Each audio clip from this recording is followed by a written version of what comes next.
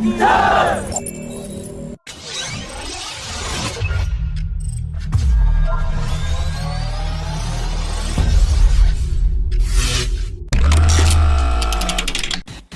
recently published media report has claimed that the Indian Air Force is chasing new platforms rather than new capabilities, and that the Indian Air Force had every opportunity to equip their Su-30 fighter jets with a superior and new air-to-air systems from the Western countries and Russia, but it bought the existing Russian R-77, even though there have been multiple CAG reports highlighting the poor performance of the R-77.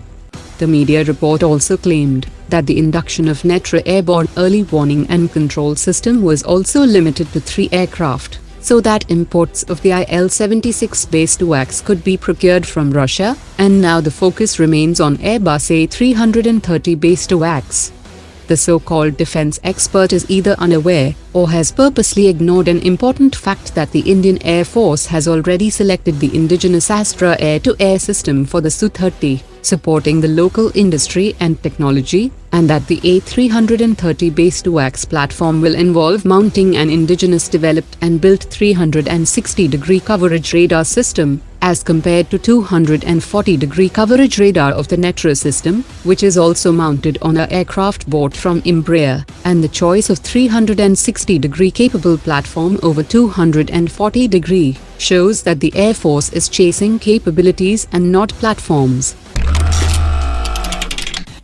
The Indian Navy had shortlisted 3 foreign and 4 private Indian companies for the acquisition of 111 naval utility helicopters worth 21,738 crore rupees, but the Ministry of Defence is still unable to decide the Indian partner.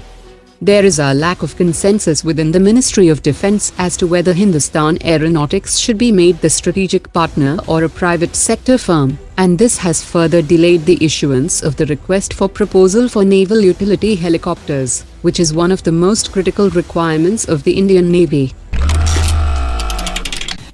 The Vice Chief of the Indian Army has said that the ban on the import of certain military hardware will not restrict the forces to procure niche technologies from foreign countries, but a large number of Indian micro, small and medium enterprises would be given opportunities to fulfill the defense needs of the Indian Army.